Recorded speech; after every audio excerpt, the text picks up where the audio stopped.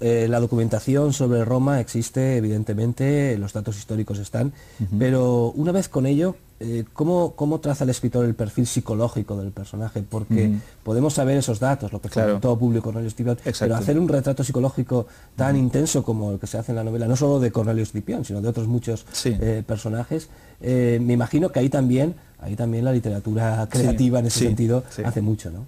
Claro, vamos a ver, cuando haces novela histórica, tú te mueves sobre la base de unos hechos históricos que no puedes cambiar. O sea, si en una batalla venció un ejército a otro, eso no lo puedes cambiar. Si en el Senado se votó una cosa en el Senado de Roma a favor de un grupo senatorial en vez de otra familia patricia, pues es así. Ahora bien, donde carecemos de más datos es en las cuestiones privadas, ¿no? Ahí es donde carecemos de datos. Es decir, sabemos que Publio Cornelio Escipión se casó con Emilia Tercia, muy bien, pero no sabemos cómo se enamoraron, no sabemos, sabemos los hijos que tuvieron, pero no sabemos cómo fue un parto. Entonces, ahí es donde evidentemente entra la parte de fabulación, la parte de ficción, ¿no? Que hay que rellenar con verosimilitud. Y la verosimilitud nuevamente se consigue mediante más documentación histórica, de tal forma pues que si narras una boda tienes que documentarte muy bien de cómo era una boda romana, ¿no? Y sí, el trazo psicológico está hecho a partir de las descripciones que los historiadores clásicos nos han brindado de cada uno de estos personajes, ¿no? Entiéndase Polibio, Tito Livio, Apiano, Plutarco, son historiadores clásicos de la antigua Roma que nos han perfilado, ¿no?, unos perfiles de cada uno de estos personajes, de Catón, de Fabio Máximo, de Aníbal, de Escipión, y que luego hay que filtrar por la historiografía del siglo XIX y siglo XX, más moderna, siglo XXI también, hay estudios interesantes que se están haciendo ahora, en donde pues, se perfila con más fino trazo, digamos, algunas exageraciones que la historiografía clásica puede hacer, porque por ejemplo Tito Livio pues, pintaba a Aníbal como un salvaje, ¿no? Y luego ves que otros historiadores pues dicen, hombre, vamos a ver, no es eso, lo que pasa es que como era el enemigo de Roma, pues lo ponían de esa forma, ¿no? Algunos, no todos, ¿no? Y a partir de todo ese compendio pues trazas una psicología de los personajes que pueda encajar en los hechos históricos en los que se ven envueltos. ¿Qué tenía el Senado y los cónsules contra Publio Cornelio Escipión, que le negaban refuerzos para batallar en Hispania? Vamos a ver, la República Romana estaba dominada en esa época por una serie de familias y esas familias luchaban por controlar Roma. ¿Qué ocurre? Que además Roma era un momento de expansión. Vamos a ver, es que habría que explicar muy brevemente que en la República Romana se elegía dos cónsules para cada año. Esos cónsules tenían la posibilidad de llevar las acciones militares de ese año. ¿Qué ocurre? Que si conseguían una victoria, tenían todo el mérito y todo el honor y además cuantiosos beneficios económicos. ¿Qué ocurría? Que había veces pues, que estaba acabando un año y enviar refuerzos a alguien implicaba facilitarle esa victoria. A lo mejor los contrincantes políticos de Roma podían decir, no, vamos a no darle los refuerzos, en las siguientes elecciones me presento yo, gano yo, me llevo estos refuerzos y entonces consigo esa victoria sobre el enemigo. Santiago, oyéndote, hay bastante similitud entre la política romana y la política actual, ¿no? Muchísima. Con una excepción importante, que cuando aquí iban a la guerra, los políticos iban en primera línea de combate. Esa es una diferencia importante. Por eso realmente se dejaban la sangre en el Senado para conseguir las tropas que necesitaban, porque luego se jugaban la vida. De hecho, durante la Segunda Guerra Púnica, el Senado romano, de 300 y pico senadores, llegó a perder más de 140. Y eran escaños que quedaban vacíos. Y es que habían muerto en el campo de batalla. O sea, era un concepto un poquito distinto, en ese sentido. Similar, pero distinto. Santiago, nos vamos, si te parece, hasta Segorbe y vamos a ver imágenes de una excelente exposición. Bajo el título Una poética conjunta exponen la ceramista Isabel del Portillo y los escultores Marcelo Díaz, Pablo Ferrer y Pepe García Personal. Casa de Cultura de Segorbe, vemos imágenes de esa exposición.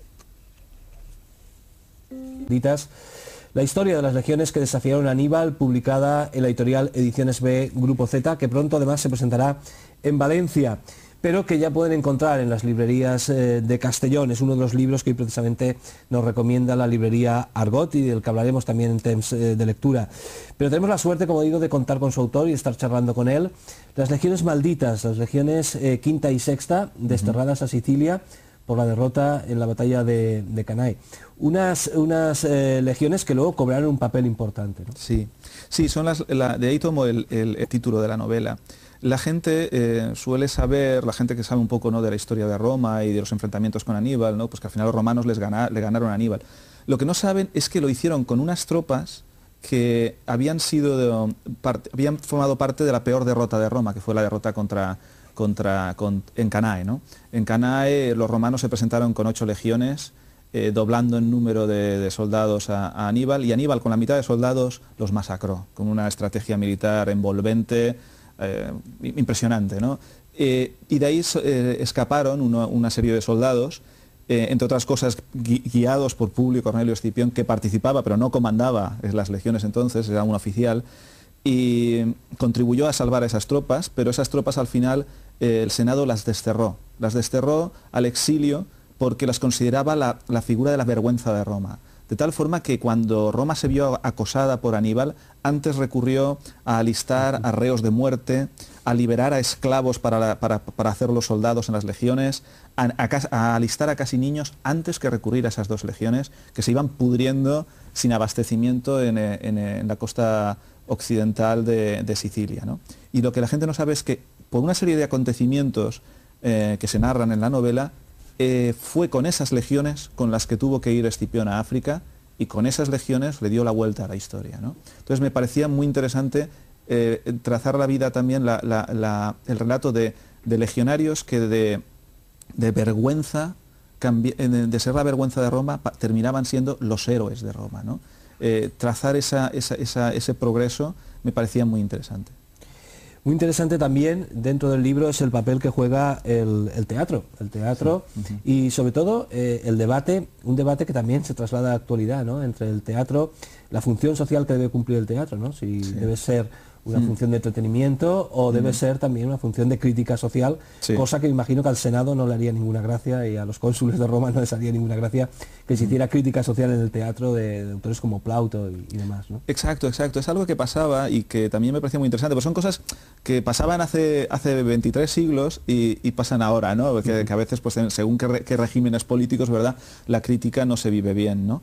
¿Qué ocurría? Pues ahí pasaba lo mismo, estaban los autores de teatro, y algunos intentaban dejar caer pequeñas indirectas, pues a lo mejor contra la guerra o contra el uso personal, de enriquecimiento personal que algunas familias patricias hacían de la guerra, ¿no?, en la que se veía envuelta Roma.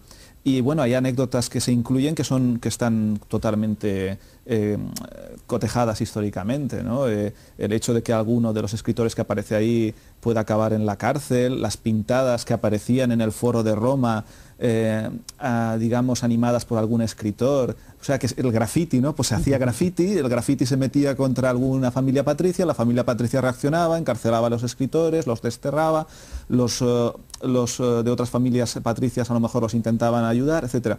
Todo eso también lo he intentado recopilar ahí, además de que muestro, pues, por ejemplo, el estreno de una obra, la del Miles Gloriosus, que dicen que probablemente el soldado fanfarrón, sería la traducción, es probablemente la primera obra antibelecista que existe, ¿no?, que es una comedia de Plauto y que se estrenó en medio de la Segunda Guerra Púnica, ¿no? Y me parecía también interesante mostrar todo eso en mitad de los hechos bélicos que están aconteciendo, ¿no?